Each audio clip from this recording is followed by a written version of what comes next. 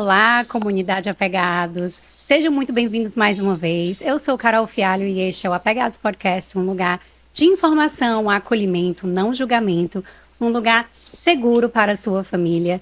E hoje, gente, meu coração está verdadeiramente acelerado, porque eu acho que é uma das entrevistas que eu fiquei um pouco mais nervosa, que eu estou recebendo aqui o meu professor na Faculdade de Psicologia, Márcio Artoni, que hoje está dando aula na Universidade Federal do Ceará, em Sobral, também continua na psicologia, mas ele nem sabe disso, e eu vou dividir agora com vocês, que quando eu entrei na faculdade de psicologia, eu não tinha muita certeza se era isso que eu queria. E aí a gente começa a ver psicanálise, behaviorismo, eu disse, meu Deus do céu, o que é que eu estou fazendo aqui? Esse não é o meu lugar.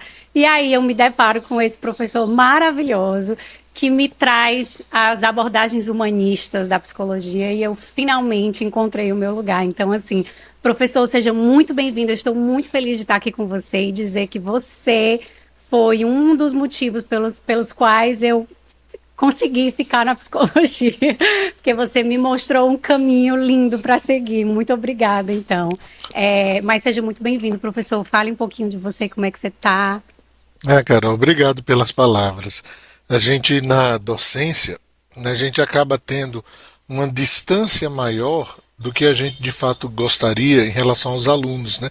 Porque não dá tempo, a gente tem muita coisa para fazer ali, a gente acompanha menos do que a gente gostaria a vida de cada um, né? A gente se aproxima, mas é uma aproximação que ainda fica muito distante de poder dar conta de coisas como essa que você colocou, né? Às vezes as angústias de para onde é que eu vou, ou se esse é o meu lugar mesmo, né? E aí muitas vezes a gente não consegue nem perceber e também não consegue dar algum tipo de contribuição consciente disso, né? Então eu fico Sim, feliz que você tenha conseguido se encontrar também na psicologia e tenha feito sentido para ti. E bom, e sim. bom. Com certeza, e você foi um divisor de águas. Você e a pessoa que estaremos conversando hoje, né, sobre hoje, que foi o Carl Rogers e um Sim. livro, Tornar-se Pessoa, que foi um livro que mudou a minha vida em alguns sentidos, foi muito importante. E aí, eu queria que você começasse falando para a gente, né, quem foi Carl Rogers e qual, na sua opinião, foi a maior contribuição da abordagem centrada na pessoa. Né? Eu gosto de olhar para o Rogers como alguém que soube se reinventar, né? Ele, ao longo da vida dele, as coisas que foram acontecendo, muitas inclusive não foram escolhas dele, chegaram para ele de determinadas maneiras e ele foi fazendo uso daquelas situações e tentando tirar dali entendimentos, direcionamentos para a vida dele que faziam muito sentido, né? A gente tem que pensar o Rogers, por exemplo, no início de vida como uma criança dentro de um ambiente familiar muito isolado, né, assim, muito com pouco convívio social, o que estimulou ainda mais uma certa timidez nele, uma certa reserva, né? E acho que isso é uma coisa importante, né? Porque ele acaba se tornando um dos principais nomes, né, na história da psicologia e da ciência de uma maneira geral, a propor modos de entendimento e métodos, né, de viabilizar boas relações, né? Então é um cara que, apesar de ter tido, ou talvez por ter tido, uma infância com menos convívio social, isso se destacou para ele de uma maneira muito significativa, né? E um outro elemento que eu vejo que foi da própria personalidade dele, mas que tem a ver com a história de vida, é o quanto ele se ocupou de, ao longo da vida profissional principalmente, né, de estar trabalhando com algo que fosse confiável e não apenas uma opinião, né, algo que bonito que alguém escreveu, né. Então ele tinha esse pé no acadêmico, na pesquisa, né? Então assim os seus estudos iniciais eram mais pragmáticos, então ele teve muito esse cuidado. E aí você, quando vai estudar Rogers, você vê uma obra que ao mesmo tempo tem uma linguagem bonita, de você encontrar, mas também uma linguagem muito cuidadosa para que seja confiável, né? Se mostre confiável. E quando eu digo que eu acho que ele soube se reinventar, porque de fato ao longo da vida dele teve coisas que foram mais marcantes, né? Ele vinha de uma formação pessoal, né? Religiosa e bastante rígida, né? De família, o que dava a ele uma visão de mundo, de ser humano, com determinados valores, mas valores que eram passados de maneira muito rígidas. E ainda bem jovem, ele vai fazer uma viagem à China para um congresso e acaba se estendendo um pouco mais lá. E ele tem um encontro com uma diversidade cultural muito grande, né? Inclusive de perspectivas religiosas diferentes, bem diferentes da dele, né? E ele aí é interessante, né? Como a religião que para ele, né? No âmbito familiar era o critério número um de entendimento das pessoas, ele foi percebendo que havia muitas pessoas boas, né, que não faziam parte do grupo religioso ou da perspectiva religiosa que a família dele tinha passado para ele, né? Então acho que isso foi um momento muito importante, no meu entendimento, até uma guinada, né, de 180 graus na perspectiva do ser humano já no início da vida dele, né? E um outro momento que eu acho também que já ele bem mais velho, né, já alguém que já tinha toda uma construção teórica feita, é quando ele percebe, né, a perda da esposa, né, que conviveu durante muitos anos com ele, né, a Ellen. E aí, já no leito de morte, ele ia todo dia, né, ao hospital visitá-la, enfim. E aí, no leito de morte, ele conversa com ela e de alguma maneira diz que ela poderia ir embora, né? E no dia seguinte ele já soube, né, do falecimento dela. Então, a sensibilidade de perceber, né, que ali tinha um ser humano que de alguma forma estava é, conectado àquele campo, né, muito por conta dele, né? E ao perceber isso ele se sente quase que numa obrigação de dizer, olha, tá tudo bem, né? Você pode ir agora. Então, eu estou dando esses exemplos, Carol, para dizer assim, ele foi um cara que conseguiu compreender muito a fundo quem eram as pessoas que estavam com ele, né? Então, acho que a proposta da abordagem centrada, se a gente puder resumi-la, né, audaciosamente aqui, seria ensinar-nos a compreender as pessoas. Então, como que eu alcanço, né, o coração das pessoas, o sentimento delas, o que está se passando com elas? É assim que eu vejo, sabe, o Rogers o seu pensamento. Quando eu pensei da gente falar sobre ele, né, é interessante você trazer esses aspectos mais pessoais da vida dele, de como ele cresceu.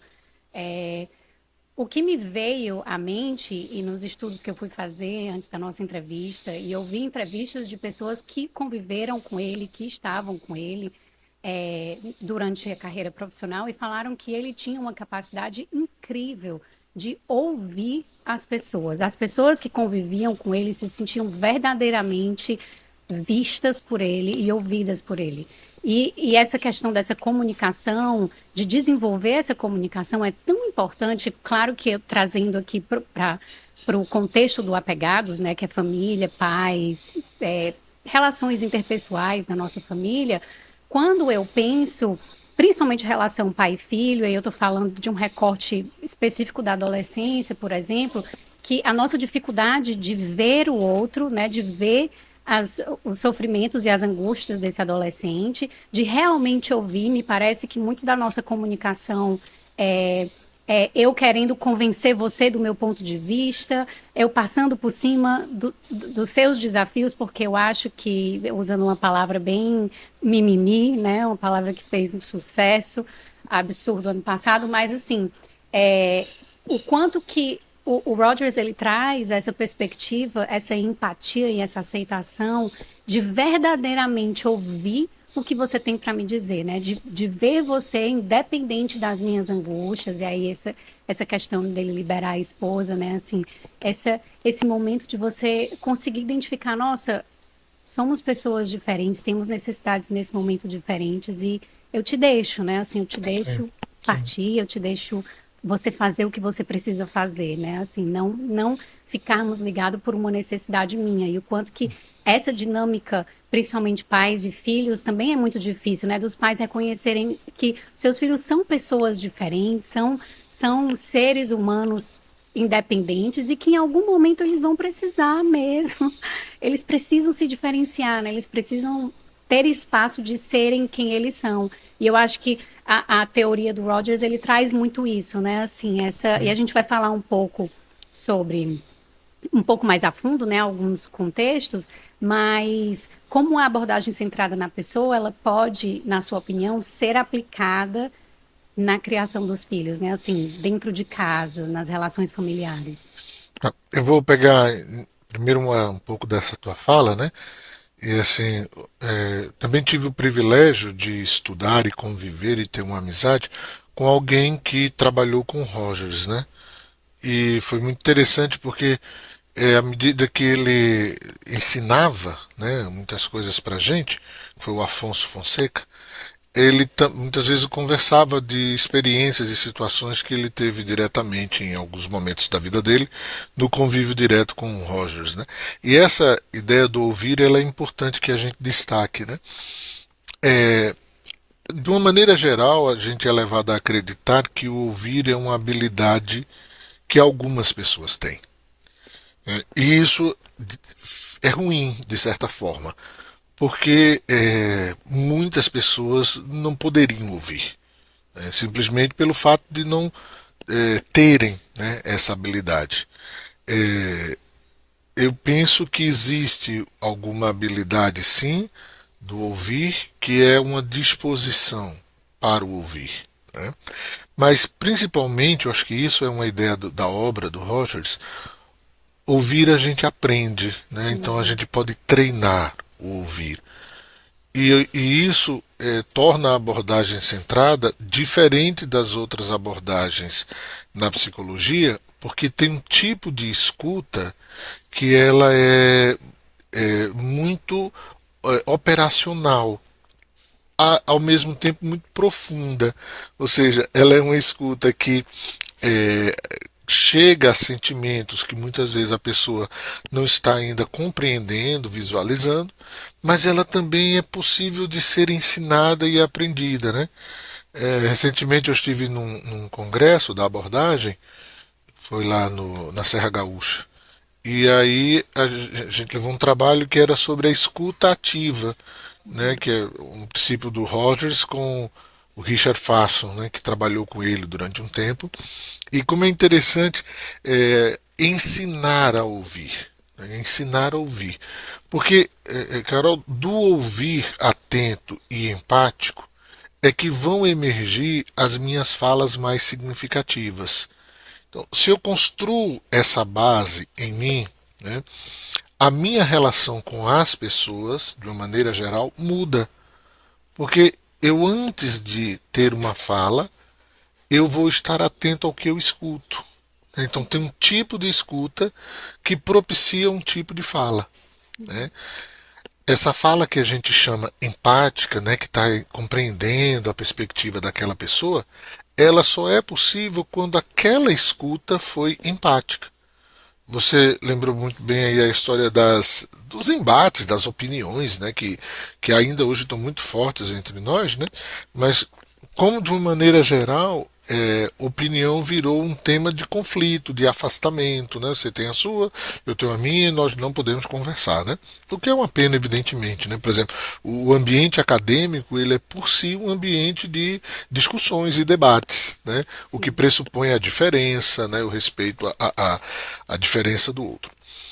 E aí, né, assim, quando a gente pensa no ambiente doméstico, né, ou no campo familiar, eu ainda prefiro inclusive essa expressão, considerando que há uma diversidade de experiências de família que não necessariamente se restringe ao ambiente doméstico, né, mas no campo familiar, essa comunicação mais empática, eu acredito que ela é muito facilitadora, inclusive para ajustamentos que muitas vezes ficam silenciados, dificuldades, né, que ficam silenciadas e que poderiam ser muito mais acolhidas e trabalhadas caso houvesse esse tipo de orientação.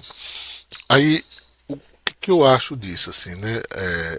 Para mim, as pessoas deveriam ter mais oportunidade de conhecer a proposta do Rogers, né, de uma forma geral, para ver que tipo de contribuição essa proposta poderia chegar para eles.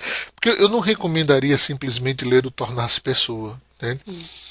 Quando ele foi lançado, né, aí nos Estados Unidos, houve uma busca muito grande por essa leitura. Né? Ele se tornou rapidamente best-seller. Então, assim, um livro que se dizia na época que até as donas de casa estavam lendo, dada a sua importância e tal. Mas é um livro que tem muita parte técnica, muita parte que é de método, da pesquisa. Tem alguns capítulos que são bem mais acessíveis, mas tem outros que exigem um pouco mais de familiaridade com essa temática da psicologia. Então, eu acho que não seria só indicar, né, a obra, mas as pessoas poderem ter mais acesso a essas experiências e talvez, às vezes, até treinamentos mesmo, né, para como usar esse conhecimento dentro do seu campo familiar. Aí eu estou dizendo isso por quê? Porque no meu entendimento, quando uma família está em projeto ainda, né? Assim, o que é que me faz pensar numa família? Eu sou do entendimento assim que se eu estou pensando em ter uma família, tem algumas coisas que são muito necessárias para que isso ocorra de fato, né? Então, primeiro que a visão de mundo, né, e de família seja compartilhada. Né? Porque se uma pessoa pensa de um jeito e a outra de outro muito diferente, provavelmente vai haver muita divergência. E segundo, que a gente consiga se comunicar bem. Porque se a gente consegue se comunicar bem, as diferenças elas são acolhidas e colocadas dentro de um lugar de entendimento e compreensão que as tornam possíveis. Tá? Então, o que eu penso assim para o campo familiar é que a abordagem centrada ela tem uma possibilidade de suporte para as famílias usarem, né, como instrumento de aproximação, de reconhecimento das necessidades. Sabe? Carol, tem tanta gente dentro das famílias, você deve saber isso pelo seu trabalho também, que se silenciam, que viram sintoma, sabe, daquele problema, daquele campo familiar, né? Que deixam de se sentir vinculadas naquela família, né? Criam um tipo de isolamento, de afastamento que não se identificam mais e não querem estar mais ali. E aí, quando você pensa uma abordagem que vai te chamar, oh, vamos dialogar, o diálogo ele é sempre expansivo, ele vai sempre gerar mais possibilidades, né? Então, no meu entender, eu penso que a abordagem ela traz uma abordagem centrada, né, a abordagem rogeriana, ela traz um tipo de método que não é só de escuta, mas que também qualifica uma fala e que tem esse princípio de, olha, a gente pode aprender a exercitar com mais frequência o diálogo. Sim. Algumas coisas me vieram à cabeça quando você estava falando, e aí eu vou trazer assim para um contexto super prático do dia a dia, mas assim que muitas pessoas dizem, ai, fora de casa os meus pais são empáticos, escutam e etc. E dentro de casa eu não existo, né? Assim, a minha opinião não é válida. Eu sinto que eles nunca conseguem me entender, nunca conseguem comunicar comigo. Por que que você acredita que essa falta de empatia existe, às vezes, muito mais dentro de casa com as pessoas que teoricamente nós amamos mais do que fora de casa? É engraçado, né? Porque assim, isso já é resultado, inclusive, de estudos, uma coisa que no senso comum a gente já sabia, que é muito mais fácil eu me mostrar, por exemplo, com raiva a alguém que eu sei que gosta de mim, que eu tenho a confiança do afeto, do que eu mostrar né, um sentimento mais hostil a uma pessoa que eu não tenho segurança de que vai entender, né, o que acontece comigo. Né? Tem um autor que eu li que trabalha um pouco nessa perspectiva mais dialógica, e ele tem um livrinho que ele no livro fazia uma pergunta que era por que tenho medo de lhe dizer quem eu sou? Uhum. Né? E aí era engraçado que eu digo, caramba, eu vou ler esse livro, eu ainda meio garoto, eu digo, vou ler esse livro porque eu quero essa resposta, né? Aí quando eu virei a capa, isso era a capa, né, o título, na capa, na contracapa, folha de rosto, já estava a resposta. Eu digo, então pronto, ele não precisa ler o livro, né? Mas ele dá logo a resposta de cara, que diz assim: eu tenho medo de lhe dizer quem sou, porque eu não sei se você vai gostar. Uhum. E isso é o mais importante que eu tenho. Então, esse princípio da confiança, ele é um princípio que, por um lado, é muito necessário para o vínculo, né, familiar, por outro, acaba autorizando que a gente expresse aqueles sentimentos mais hostis. Aí, é também nesse campo familiar onde muitas vezes o nosso estresse do cotidiano vai aparecer, exatamente porque nos outros ambientes a gente não tem muito espaço para falar deles, né? Sim. Eu não sei se um pai que é, por exemplo, empático com os colegas do filho ou da filha não seria de fato empático com o filho, não poderia ser, né? Mas tem algo que me chama muita atenção quando eu penso nessa questão, que é o sentimento de responsabilidade barra obrigação. E quando a gente se torna, né, pais e mães, parece que alguém chegou de repente e colocou uma capa da obrigação na gente, né? Então assim, olha, te vira, tu tens um ser humano aí que tu vais estar responsável por esta pessoa, se não até o fim da vida, pelo menos até a metade do ciclo de vida dela, que aí você já vai estar bem velhinho, não tem muito o que fazer não. Mas esse sentimento de responsabilidade e de uma certa obrigação de educar, de orientar num caminho que a gente considere correto. Isso é um peso muito grande. E aí é interessante porque a gente olha para a criança, de alguma maneira, nessa hora, como um ser incapaz. E não como de fato ela é. Ela é uma Sim. pessoa que tem algumas habilidades possíveis para aquela faixa etária dela.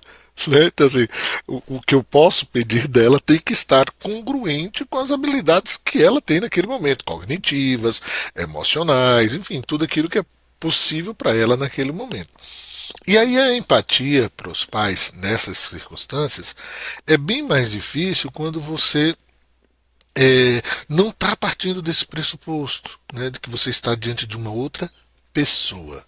E o que é que significa estar de uma outra pessoa? Eu preciso respeitá-la como ela é. Então, para escutar um filho ou uma filha, eu preciso parar, ouvir, tentar entender. Né? Entender o quê? O que é que está gerando aquele choro, aquela insistência de fazer tal coisa, mesmo já tendo sido orientado a fazer diferente, algum comportamento que a gente entenda que não é adequado. Então, para eu entender, eu vou ter que parar. A partir desse pressuposto de que é alguém que merece a minha consideração, escutar. E aí, muitas vezes, Carol, as pessoas não estão em condições de oferecer isso, porque estão muito cansadas, sabe assim. Mesmo a mãe que trabalha em casa, né, ou seja, que cuida dos filhos em casa, cuida da casa, também está às vezes muito cansada. Aí você oferecer essa empatia quando você está precisando também muito dela é um desafio muito grande, né? Sim. Então, esse aspecto aí, eu não sei se os pais não teriam uma condição dessa empatia. Talvez eles não estão tendo a possibilidade devido a outros fatores externos, tá? O que eu penso nessas horas? A gente precisa descansar. Se eu estou cansado, eu não preciso me afastar das pessoas que eu amo. Eu preciso descansar. Descansado, eu tenho mais condições de ouvir, né? Tentar entender. Em alguns momentos, sim, é preciso que alguém possa orientar, porque a pessoa não tem essa percepção de, por exemplo, que aquela criança é uma pessoa. Sim. Né? Então, acho que tem alguma orientação possível. Mas, principalmente, eu ter aquele tempo, né, para respirar e ouvir, que me dá essa condição de compreender o outro. Eu falo muito aqui, quando a gente está falando sobre estratégias de abordar alguns desafios com as crianças, a importância de a gente conseguir parar, né? De você poder parar antes de dar uma resposta, até mesmo para poder fazer esse exercício de reconhecer que não é só outro indivíduo, outra pessoa, que o conteúdo que está sendo afetado em mim, ele é diferente, e a gente poder diferenciar isso, né? Assim, muitas vezes os pais levam para questões extremamente pessoais, né? Como talvez o mau comportamento sendo reflexo da minha incapacidade de parentar, e Uhum. aí a resposta ela é permeada disso, porque aí entra as responsabilidades, o tanto que eu dedico para você, para o seu crescimento e etc. E a lista segue, e a criança naquele momento, ela não tem nem construto cognitivo para conseguir tocar toda essa complexidade desse adulto que chega com essa bagagem, né? Assim, e conseguir fazer essa diferenciação, ter esse entendimento é tão importante, mas realmente essa pausa, descansar, é muito importante para que a gente consiga realmente responder de uma maneira empática. E eu peguei algumas frases dele, né? E dentro desse contexto que a gente está falando agora, eu peguei um trecho quando ele fala: quanto mais um indivíduo é compreendido e aceito, maior tendência tem para abandonar as falsas defesas que empregou para enfrentar a vida e para progredir num caminho construtivo.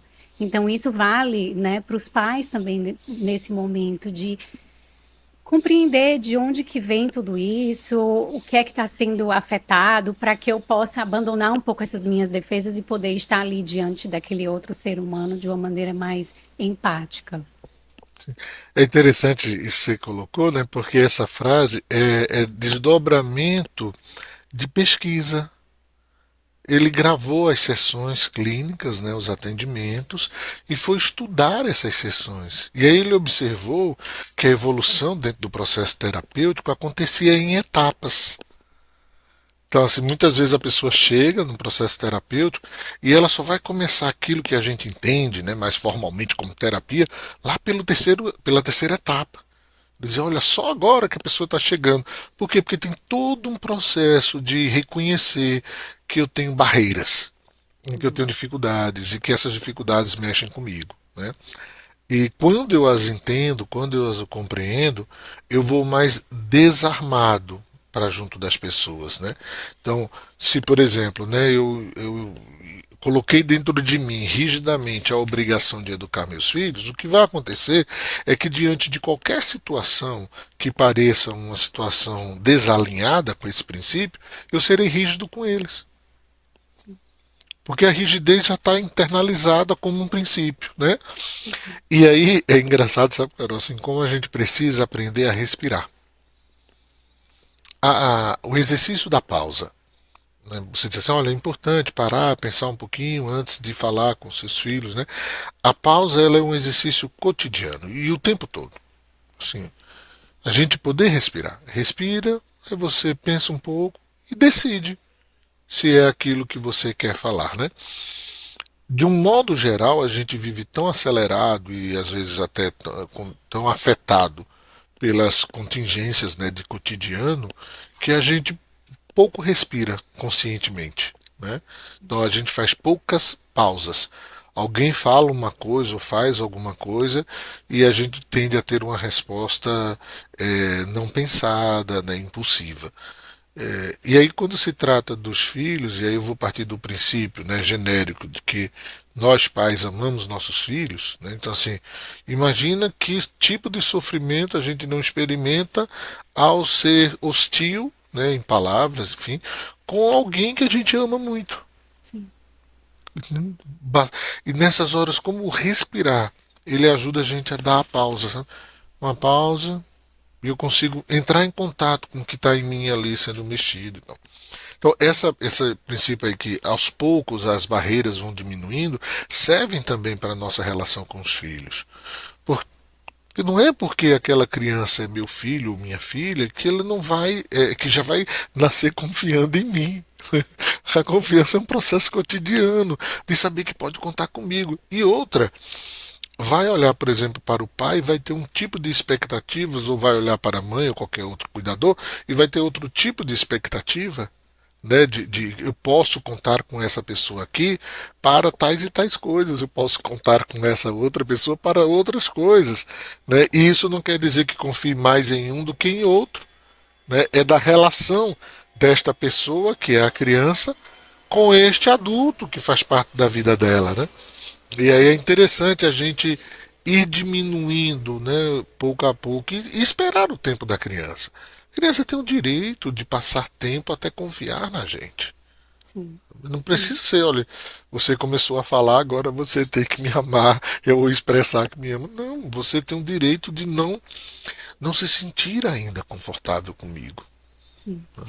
E a gente poder sustentar, inclusive eu falei sobre isso essa semana com uma paciente minha, de você sustentar esse esse lugar psíquico da criança, né? De não querer ainda dividir, de querer ficar em silêncio, de querer guardar para si, é muito importante, inclusive na construção da confiança dessa relação.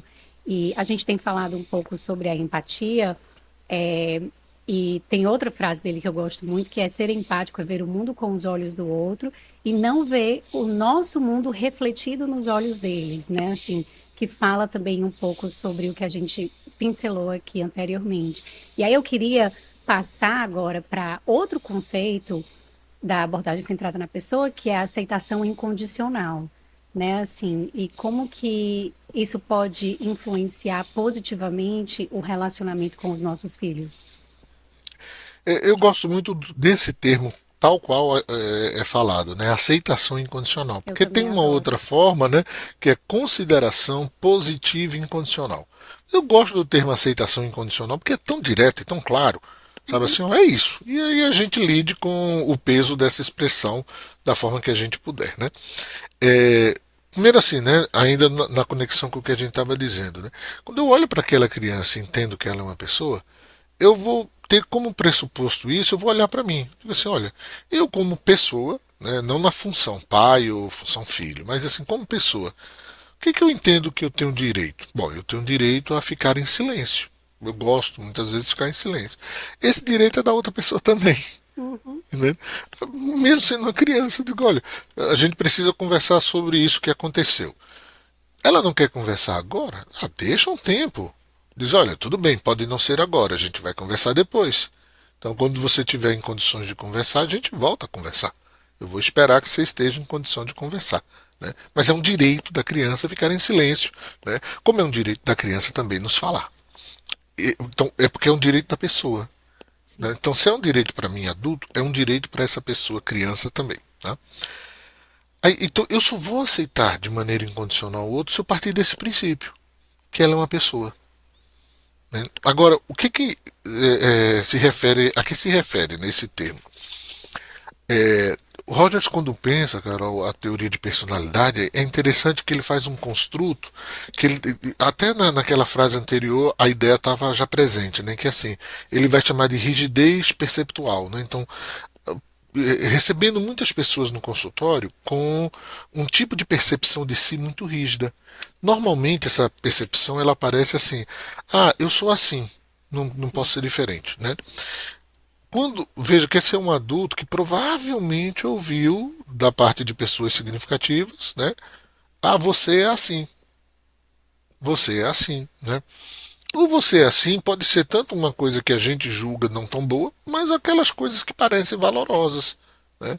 Por exemplo, você é uma criança muito educada, né? Você só fala baixinho, você está sempre aqui educado. Por mais que isso pareça uma coisa valorosa, né, dentro de um certo campo cultural, isso pode ser escutado pela criança como uma obrigação. sim, Eu preciso ser dessa maneira que meu pai, minha mãe ou qualquer outra pessoa significativa expressou, porque é assim que eu vou me sentir aceito.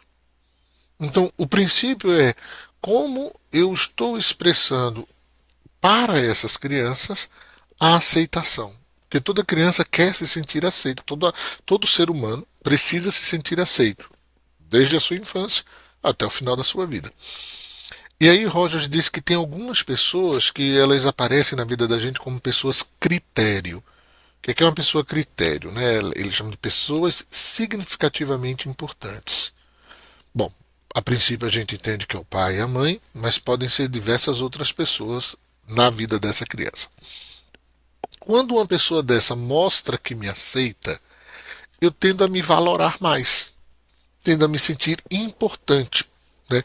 Primeiro, porque eu me sinto importante para ela, e em razão disso, me sinto importante comigo. Nossa, ela gosta de mim porque eu sou assim, então eu gosto disso em mim também. Só que geralmente isso vem acompanhado de uma condição. Né? Uhum. Se você estiver de tal maneira, você receberá a minha aceitação. Sim.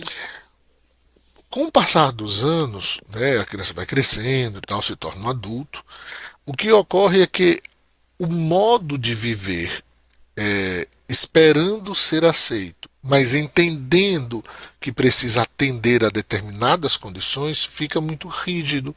Então Uhum. nós nos tornamos dessa forma adultos inseguros, porque a gente vai estar sempre dependendo da aprovação de uma outra pessoa. Aí o processo que o Rogers propõe de terapia é que alguém entra nessa relação, que é o terapeuta, né, para oferecer uma aceitação sem dizer para essa pessoa, adulto, cliente que está lá, né, ou criança, adolescente, que ela não precisa ser diferente, que ela pode se mostrar como ela é, falar o que ela pensa, o que está sentindo, e que não vai haver nenhum tipo de julgamento sobre a experiência vivida dela. Sim, o que você está vivendo como experiência é profundamente legítimo e merece o espaço, o tempo e a atenção minha, como profissional, para entender você. Bom, isso quer dizer que é um dos equívocos, né, de interpretação dessa expressão. Então a criança ela vai poder fazer o que ela quiser, né, porque eu aceito incondicionalmente. Em momento algum, a teoria rogeriana vai por esse caminho. Né? Ela Uhum. não é uma teoria, digamos, anárquica. Né? Oh, faça o que você quiser. Né? Longe disso. Ela entende que tem limites. E os limites são combinados com a criança. A criança precisa entender que aquilo é um limite, seja porque pode colocá-la em risco ou porque coloca outra pessoa, alguma coisa, em risco. Né? Então ela precisa entender isso. Então, os limites existem e são apresentados. Assim como determinadas sanções. Né? Quando a criança está no ambiente escolar, por exemplo, e ela não fez uma tarefinha de casa que foi pedida, vai ter algum tipo de sanção que a escola previu e ela vai ter que lidar com esse tipo de coisa. A aceitação incondicional não quer dizer, então, faça o que você quiser. Não. Seja quem você é. Então não é do fazer, é do ser. Eu não imponho nenhuma condição para você ser quem você é. Acho que É muito esse ponto é lindo. fundamental.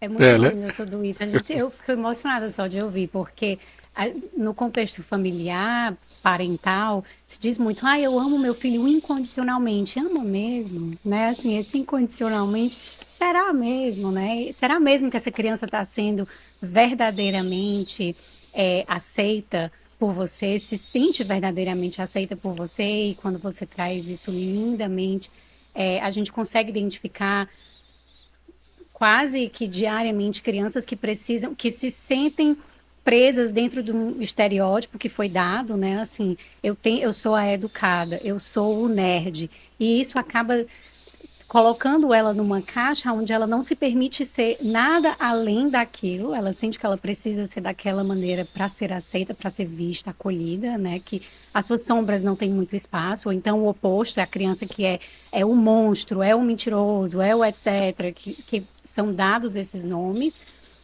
E que a criança cresce acreditando que, então, isso está dando errado porque realmente eu sou o burro da família, eu não entendo nada, eu não consigo fazer nada.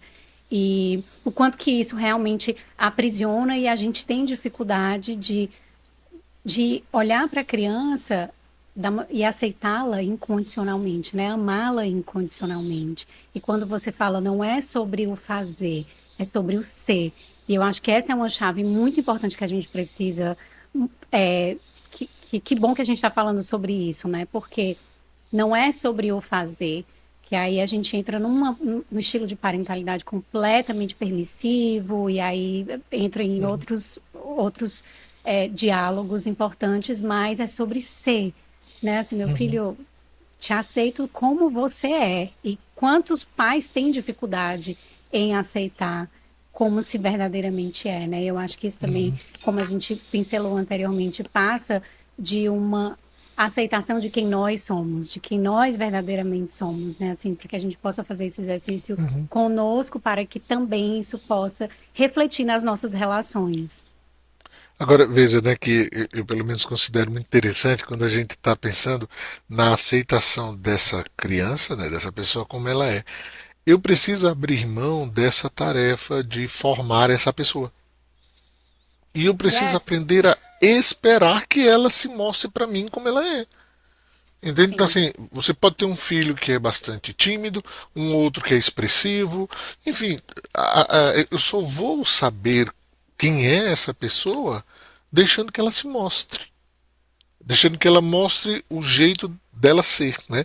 E aí, de fato, eu não consigo imaginar que um pai ou uma mãe, alguém que acompanha uma criança crescendo, vai ser o tempo todo, vai oferecer o tempo todo uma aceitação incondicional. Porque a gente é muito regido, né, pelas normatizações, pelos valores que a gente quer que aquela pessoa acabe se vinculando, enfim. Mas, assim, o fato de eu saber que não vou conseguir ser o tempo todo, não quer dizer que eu não possa ter isso como uma referência. Sim. E uma coisa muito importante, sabe, Carol? A gente está falando de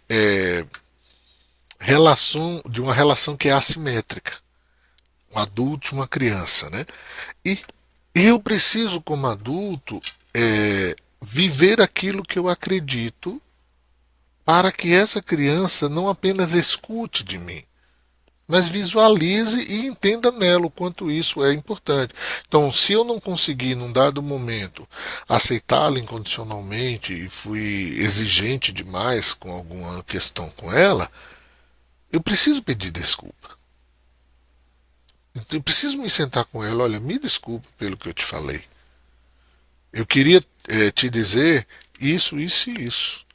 Mas eu falei de uma maneira que não era a forma que eu deveria ter te falado. Então, isso torna a comunicação muito mais humanizada, muito mais cuidadosa, porque a gente não vai conseguir ser. Olha, né, nós podemos nos tornar pais que vão oferecer continuamente essa aceitação incondicional. Isso não vai acontecer. Mas eu posso ser uma pessoa que, ao perceber que eu não cuidei da maneira adequada, eu poder pedir desculpa. Oh, me desculpa. Mesmo que a criança tenha 3 anos, não tem problema. Entende? Ela merece a desculpa do mesmo jeito. Sim, sim. Inclusive tem um episódio aqui do Apegados que eu chamo a estratégia mais importante do parentar, que é justamente essa habilidade que todos nós temos de reparar, né? Assim, de perceber Uhum, e poder voltar e reparar a relação, porque não é sobre não errarmos, que isso é utópico, isso é impossível, como a gente disse aqui. Mas a partir do momento que percebemos o erro, a gente poder voltar e reparar a situação, né? O erro, a uhum. falha ali na comunicação. Mas, ai, que eu tô com o coração cheio de amor depois dessa conversa, assim. A gente está agora caminhando para o finalzinho do nosso papo, professor, muito obrigada, mas eu queria finalizar, assim, você disse que tem como a gente treinar, aprender, inclusive ele traz coisas teóricas, né, sobre essa escuta um pouco mais, sobre essa escuta empática e consciente. Tem como você dar assim para os pais, olha, tá no momento difícil, vai ter uma conversa para os filhos, vamos pensar nessa estrutura de escuta para pessoas leigas, né, não psicólogos. Tá. Bom, vamos lá, né? Assim, acho que uma coisa importante primeiro, principalmente para quem tem filhos, né, plural, é a gente lembrar que a gente não trata, inclusive não sente o mesmo amor por eles, né? Então, assim, o sentido não seria o da igualdade, mas o da equidade, né? Que é eu ofereço para meus filhos aquilo que eles precisam conforme a necessidade que cada um apresenta. Porque um filho pode vir numa condição diferente, que tenha necessidades específicas que um outro filho não tenha, né? Então eu já vou partindo do princípio de que eu estou atento às especificidades que cada filho apresenta, né? Bom, pode ser que um filho demande de mim mais atenção, ou pelo menos mais tempo, do que um outro. E isso não seria amar mais um do que amar mais o outro, né? Sim. É que as necessidades de um se apresentam mais exigentes, né, ou com maior demanda do que as necessidades de um outro filho, né? E é muito importante, ainda mais nos dias de hoje, né, que todo um conhecimento científico tem ampliado para a gente olhar para as diferenças que os nossos filhos apresentam, reconhecê-las e afirmá-las, né, como parte integral de quem eles são. Né? Sim. E aí, evidentemente, a gente está buscando um mundo mais acolhedor, né, inclusivo. Aí vamos lá. Nesse sentido, como pai, como mãe, né, a gente tem, na teoria rogeriana, tem duas coisinhas que se apresentam que eu acho que os pais, de maneira bem simples, podem identificar e podem fazer uso no seu cotidiano com os filhos. Né? Veja bem, a gente está falando de situações que serão pequenas conversas. Né? Mas se a gente olhar num todo, tem uma abertura para o diálogo. Eu quero dialogar com meu filho, porque eu quero também que ele saiba dialogar comigo e com as pessoas que façam parte da vida dele ao longo da vida dele. Sim. Então, dois elementos importantes. O primeiro é o conteúdo. O que ele está me dizendo. Então, existe um conteúdo formal e eu preciso escutar. Ele está me dizendo tal coisa, isso e isso. Né? E tem, junto ao conteúdo, o sentimento, que muitas vezes não aparece. Ele pode ser explícito, mas muitas vezes é implícito. Né? Tem um livro do Rogers, que é o Psicoterapia e Relações Humanas, e lá treinando essas respostas, né, que muitas vezes vai trabalhar com as crianças, então um pequeno exemplo que eu lembrei agora, que é de um filho que vai dizer para o pai que ele não ganhou uma bicicleta. E aí o pai está atento ao conteúdo, mas explora o sentimento que estava ali, né? E vão desenvolvendo uma conversa. Ele explicando para o filho, olha, você sabe que nós ainda não temos dinheiro para comprar essa bicicleta, você sabe que nós não compramos no crediário, nós aguardamos ter o dinheiro para comprar as coisas, mas eu estou percebendo que seus colegas terem a bicicleta, isso está deixando você incomodado. Então, essa estratégia, sabe, Carol, ela pode ser muito facilitadora. O pai se perguntar assim, o pai ou a mãe, né? Se perguntar o que ele está me dizendo, conteúdo, e qual é a vivência dele, qual é o sentimento que está ali. E aí eu me comunico a partir do sentimento, Uhum. não do conteúdo, entende? Sim. Mesmo que ele chegue com o conteúdo. O conteúdo é uma portinha para eu acessar o sentimento. Precisa ficar claro para essa criança que eu estou compreendendo o sentimento dele. Nesse exemplo do livro, né, assim, compreender que como é importante para ele, ou como seria importante para ele estar com a bicicleta agora, uma vez que os colegas também têm. Sim. Esse é o sentimento. E a partir dali um diálogo. Né? Isso é difícil fazer? Não, não é difícil. Mas muitas vezes, talvez numa primeira vez ou numa segunda vez, os pais ainda não acertem. Então, assim, tenta de novo. Fica Isso. atento, né? Assim, conteúdo e o sentimento. Principalmente aquele sentimento que não está aparecendo. Né? Lembrando que a gente não impõe ao outro, que é essa pessoa criança, a percepção que a gente está tendo dela. A gente propõe, a gente pergunta, ó, eu estou lhe percebendo assim. É isso mesmo? Você está se sentindo dessa maneira, até para ajudá-la com repertório, com vocabulário, para poder reconhecer que emoção está ali e poder expressá-la, sabe? Então, acho que essa pequena estratégia, né, porque está baseado em todo um programa de teoria, mas para os pais que não vão precisar e não vão poder acessar, né, essa teoria, essa pequena estratégia. Fica atento ao conteúdo, mas tenta alcançar o sentimento. Principalmente quando ele não está explícito, né? Quando ele está ali presente nas entrelinhas da fala do filho. Sim. E para você que está ouvindo a gente até agora e que você escutou Apegados a Tempo, vocês vão agora no final entender por que que eu quis conversar sobre esse tema, né? Porque a gente fala muito sobre isso, eu falo muito que às vezes o pai, ele precisa, principalmente de crianças muito pequenas, ele é o facilitador, ele é a pessoa que vai traduzir a emoção, porque a criança não consegue dar nome para ela ainda, né? E a importância da gente, desde muito cedo, conseguir perceber o conteúdo, mas para além do conteúdo, como você disse, é uma brechinha para a gente conseguir entrar no mundo interno dos nossos filhos e trazer essas emoções, como você disse, não colocando como uma verdade absoluta, mas propondo, é isso mesmo, eu estou entendendo bem, e quando você traz isso, me vem uma imagem que eu tive com a minha filha, já tive vários momentos assim com ela, mas teve um muito importante que eu estava na semana de muito luto, que eu tinha perdido meu avô, uma pessoa que eu era muito próxima e amava demais. Então, naquele período da minha vida, emocionalmente, eu estava mais introvertida, não estava muito disponível, porque eu estava cuidando de coisas que precisavam ser cuidadas. E aí, a minha filha, obviamente, sentiu essa minha distância, e ela estava muito mais reativa e me chamou para brincar, e eu sentei para brincar com ela, mas não estava presente pensando no meu avô, e aí ela me bateu, assim, ficou muito irritada quando os blocos caíram, a gente estava brincando de blocos e ela me bateu. E aí naquele momento eu dei uma pausa, e falei, filha, a mamãe está percebendo que você está muito chateada, muito reativa, muito triste. Eu tenho para mim que não foi por causa dos blocos, mas porque você está sentindo que a mamãe está distante de você, que a mamãe está um Uhum, pouco mais uhum, emocionalmente distante de você, que a mamãe está tristinha por conta do vovô. É isso mesmo? E aí ela balançou a cabeça chorando muito, dizendo: É, mamãe. Disse: Meu amor, me uhum, desculpe por estar tão longe de você, mas a mamãe precisa cuidar um pouco dela agora. E a mamãe vai conseguir brincar com você do jeito que você quer, já já, não agora. E aí eu dei um abraço, a gente se abraçou, isso foi na frente, inclusive, do meu primo, e ele ficou, eu nunca vi isso na minha vida.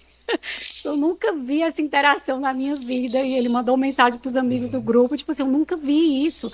Ela só tem 3 anos e poder estar conversando e tendo essa capacidade emocional, nunca vi isso acontecendo.